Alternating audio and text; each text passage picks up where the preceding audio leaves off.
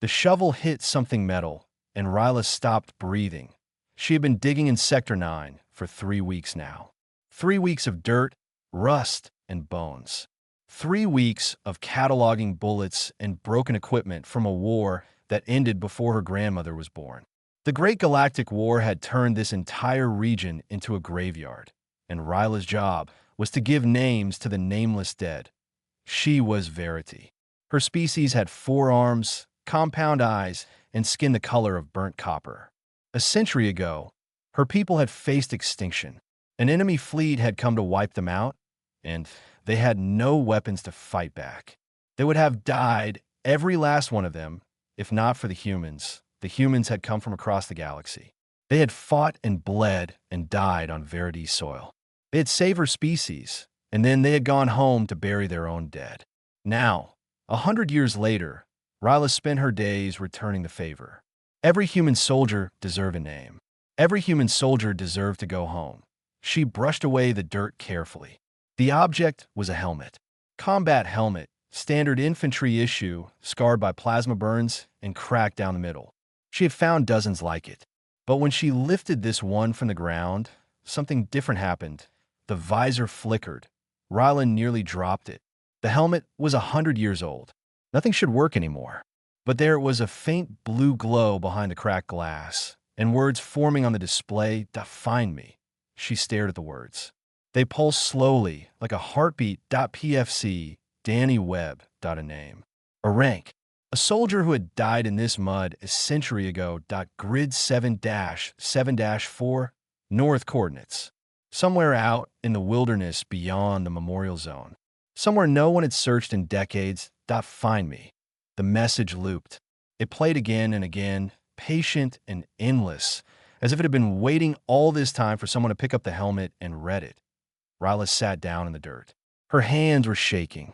This was not a memorial. This was not a final message to loved ones back home. This was a request, a plea. Someone had programmed their last words into this helmet, and those words were not goodbye.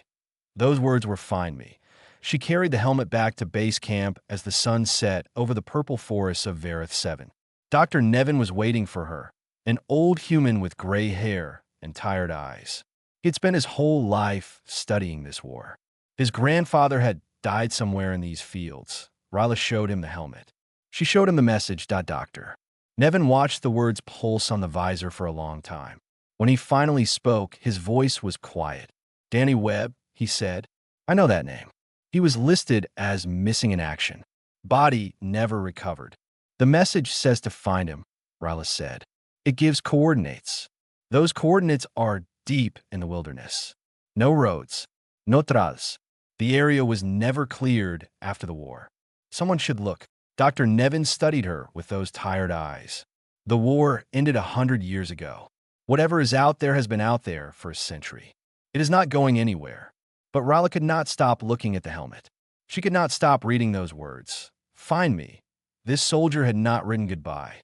He had not written tell my family I love them. He had written find me, as if he knew someday someone would come, as if he was waiting. "I want to go," she said to Doctor. Nevin sighed. He looked out at the darkening sky, at the fields where so many humans had given their lives for people they had never met. He was 22 years old, he said quietly. According to the records, he was from a farming town on Earth, a place called Miller's Creek. He volunteered for this mission. He did not have to come here. Why did he? Because your people needed help. And humans have a hard time walking away from people who need help. He handed the helmet back to her. "If you go out there, be careful. The wilderness has reclaimed a lot of ground, and there may be unexploded ordnance." Ryla held the helmet close. The message still pulsed on the visor. "Find me. I will find you," she whispered to the soldier who had died 100 years before she was born. "I promise." That night, she prepared her supplies. Scanner, rations, water, a map of the coordinates. She would leave at first light. Outside her window, the stars burned cold and distant. Somewhere out there was Earth, the planet these soldiers had come from. Somewhere out there was Miller's Creek, where a family had waited 100 years to learn what happened to their son. Ryla did not know what she would find at Grid 7-7-4 North. She did not know if there would be anything left to find. But Danny Webb had asked to be found, and she would not let him wait any longer. The archive building was shaped like a human warship turned upside down. The Verity had built it from salvaged hull plates as a monument to their saviors. Inside, the walls were lined with names. Millions of names. Every human who had fought and died on Verity's soil. Ryla walked through the halls with Danny Webb's helmet under her arm.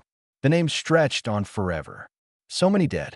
So many young people who had crossed the galaxy to fight for strangers. The archive keeper was an elderly Verity named Mola.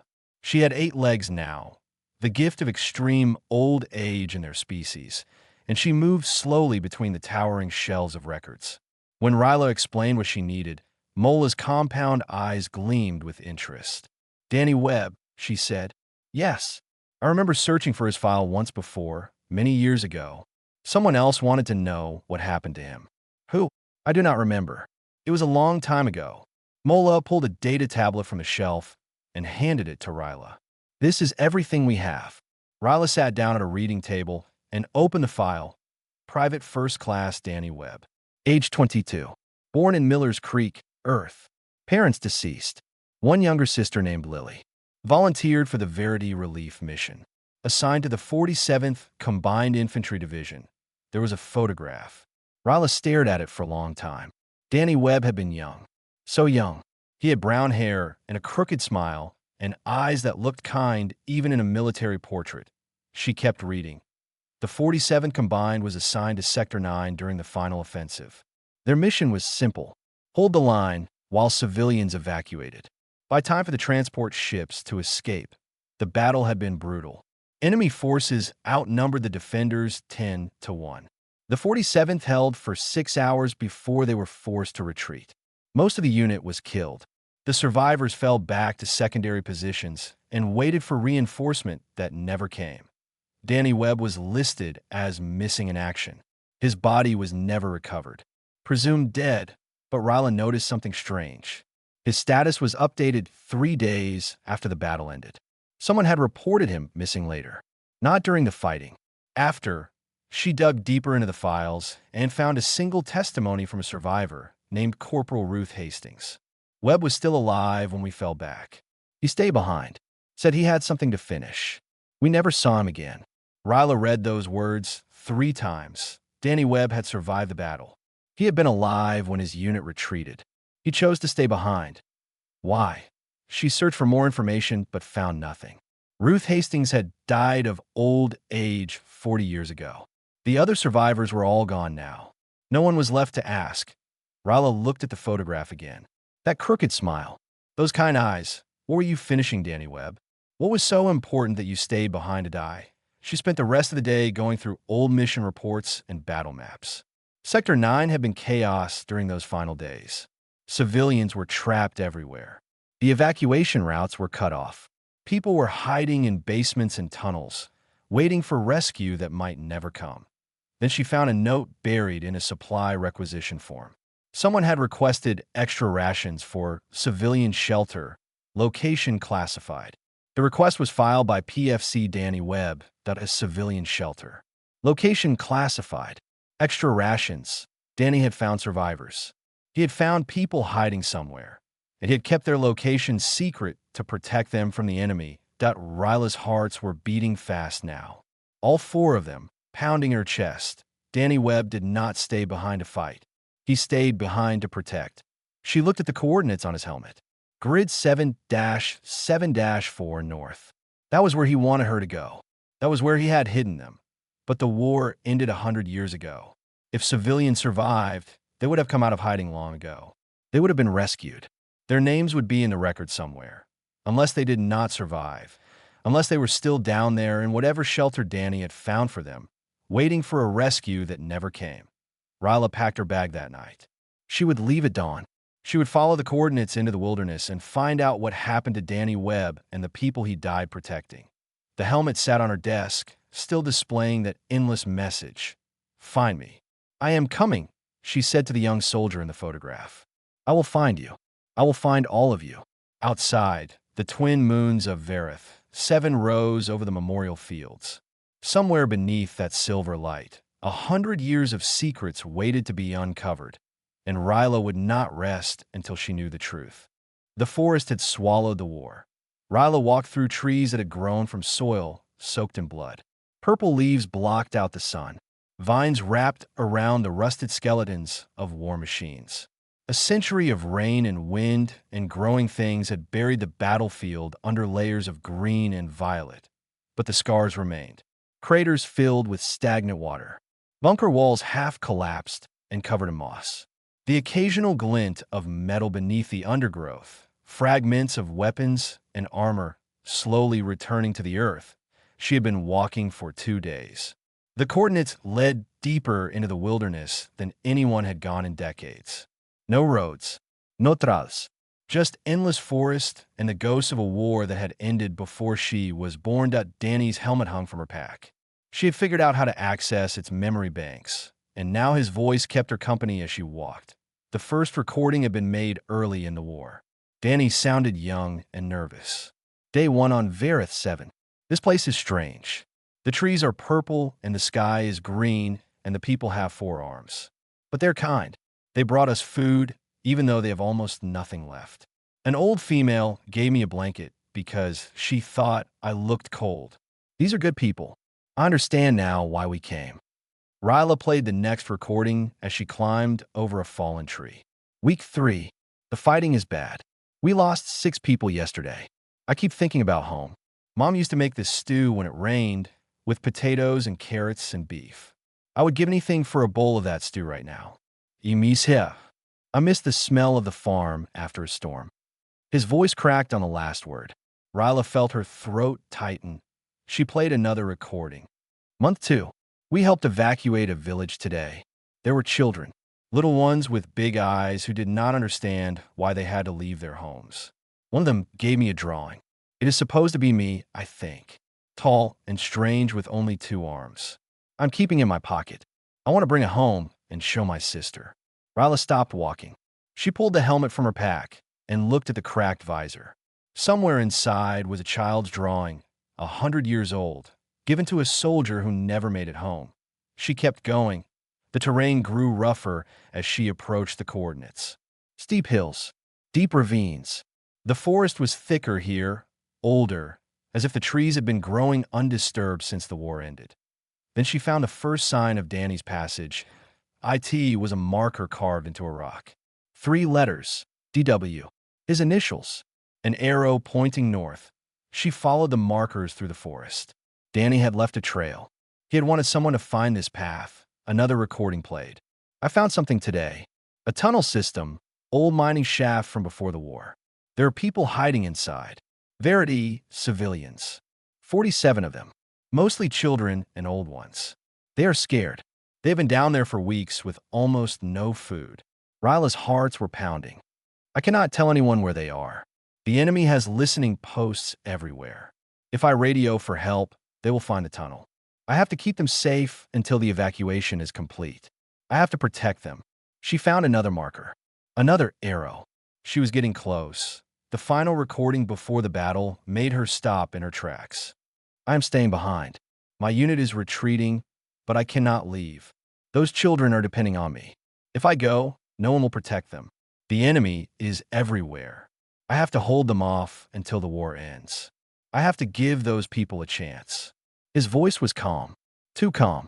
He knew what he was doing. He knew he was going to die. I recorded this message in my helmet because I want someone to find them.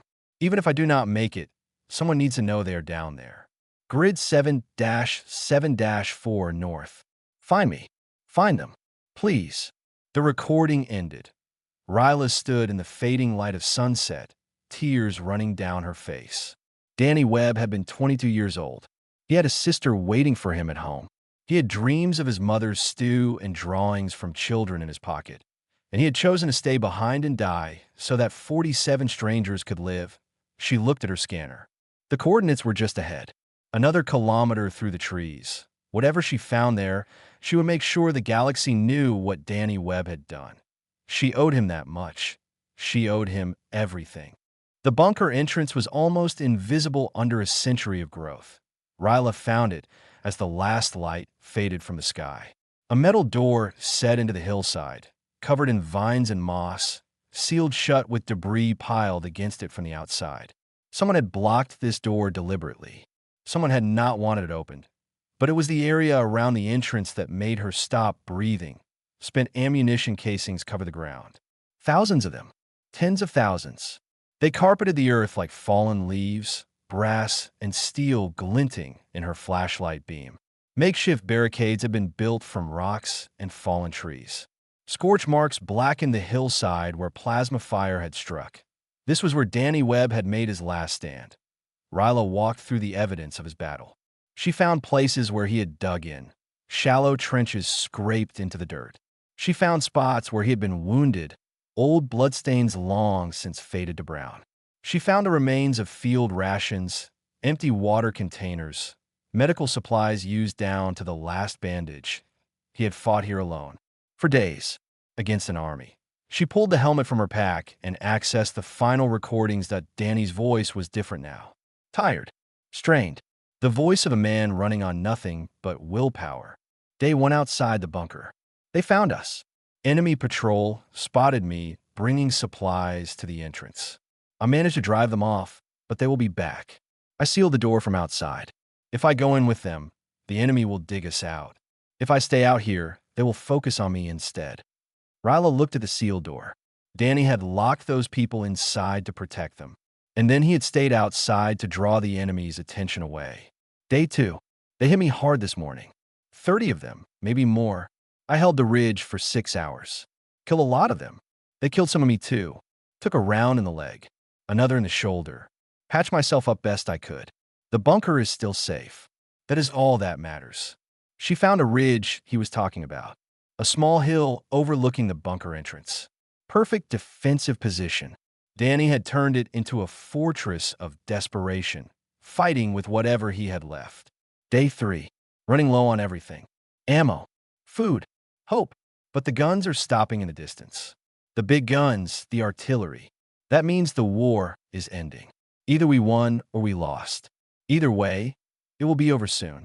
I just have to hold a little longer. Ryla sat down among the spent casings. She was crying again. She could not stop. Final entry. I cannot hold much longer. My rifle is almost empty. I can barely stand. But I looked through the door slot this morning and saw them. The children. They were sleeping. Peaceful. They do not know how close the enemy came last night. They do not know I killed 9 of them at the entrance while they slept. His voice broke. I hope I bought enough time. I hope someone finds this helmet. I hope someone finds them. They are good people. They deserve to live. They deserve to grow old and have families and forget there was ever a war. My coordinates are grid 7-7-4 north. Find me. Find them. Tell my mother I did something good. Tell Lily I love her. Tell them I was not afraid. The recording ended. Ryla pressed the helmet against her chest. She could almost see him, that young man with the crooked smile, standing on this hillside with his empty rifle, refusing to run, refusing to hide, refusing to let them pass. He had been 22 years old. He had died alone, in pain, exhausted beyond measure. And he had saved 47 lives. She stood up and walked to the bunker door. The debris blocking it was old, settled deep into the earth. It took her hours to clear it away, working by flashlight, her muscles burning with the effort. When she finally pulled the door open, stale air rushed out. The smell of old stone and rust and time. She stepped inside. The bunker was emptied and no bodies. No skeletons. Just old cots and empty supply containers and the faded remains of a 100-year-old refuge. They had survived. The civilians Danny died protecting had survived. Ryla sank to her knees in the darkness. She did not understand. If they survived, why was Danny still listed as missing? Why had no one come back for him? Why had his sacrifice been forgotten? Then she heard footsteps behind her. She turned, raising her flashlight. An old Verity stood in the doorway. He had 8 legs and walked with a cane. His compound eyes were wet with tears. I knew someone would come eventually, he said. I have been waiting 100 years for someone to find this place. Ryla stared at him. My name is Mivan, he said. I was 6 years old when Danny Webb saved my life. Elder Miven moved slowly into the bunker. His cane tapped against the stone floor with each step. In the beam of Ryla's flashlight, she could see how old he was. Ancient, 106 years of life written in every line of his face. "You were here," Ryla whispered. "You were one of the children. I was the youngest." Miven touched the wall gently, like greeting an old friend. "My mother carried me through the forest for 3 days to reach this place. Danny found us hiding in the trees. He brought us here. He saved us." Ryla looked around the empty bunker. The cots where children had slept. The supply containers Danny had filled with whatever rations he could find. The small space that had sheltered 47 lives while a war raged above them. "What happened?" she asked. "After the war ended?" Miven was quiet for a long moment. "We did not know the war was over. Danny had sealed the door from outside. He told us not to open it, no matter what we heard. So we waited. We waited for 3 days in the dark, listening to the sounds of fighting above us. Guns, explosions, screaming, and then silence." He walked to the corner of the bunker where a small grate allowed air to flow. "On the 4th day, we heard human voices. Soldiers calling out, searching the area. We finally opened the door." His voice broke.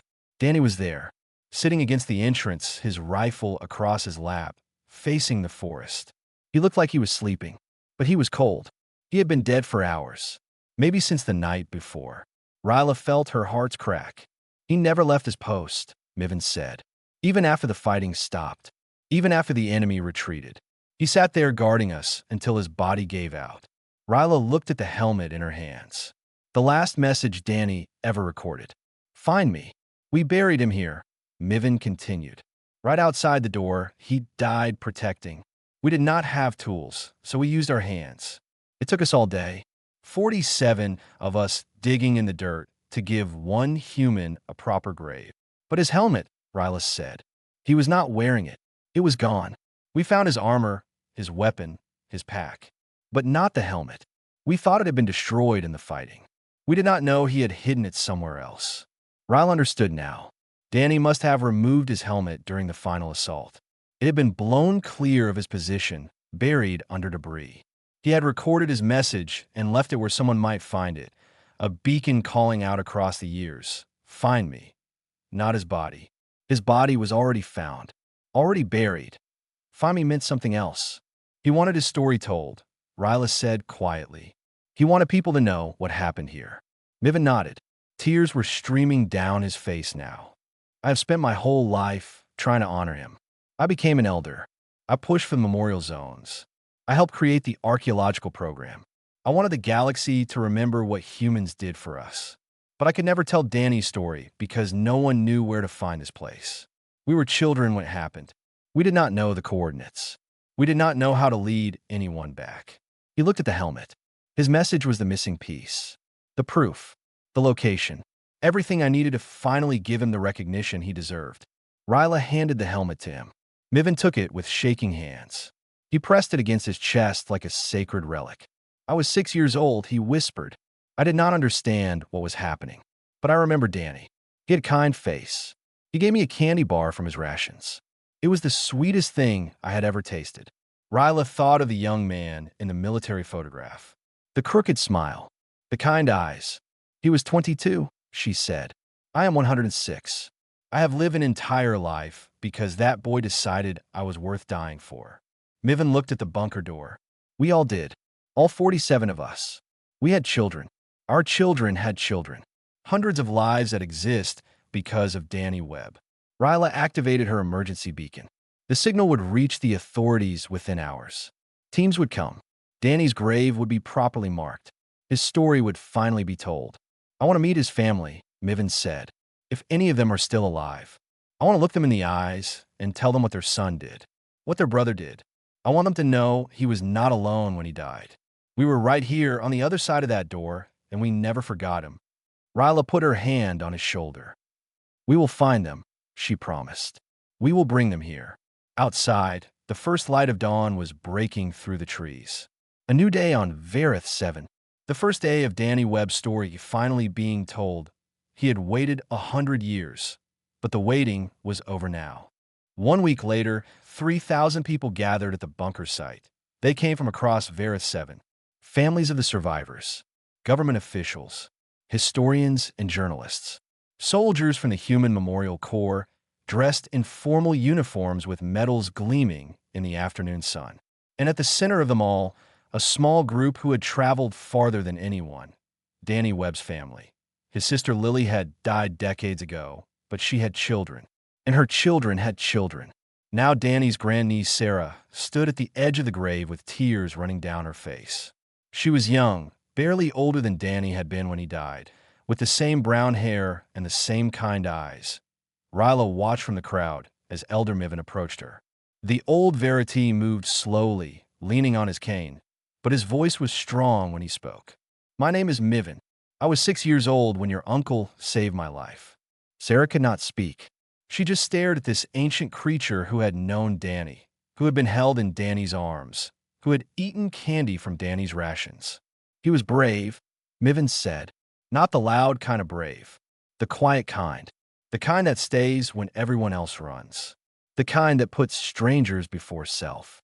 He sat outside that door for 3 days while we huddled inside, and he never complained. He never asked for anything in return.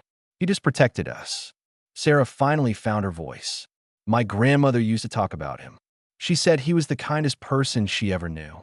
She said he cried when their dog died, and he helped neighbors without being asked, and he always gave his last piece of dessert to her."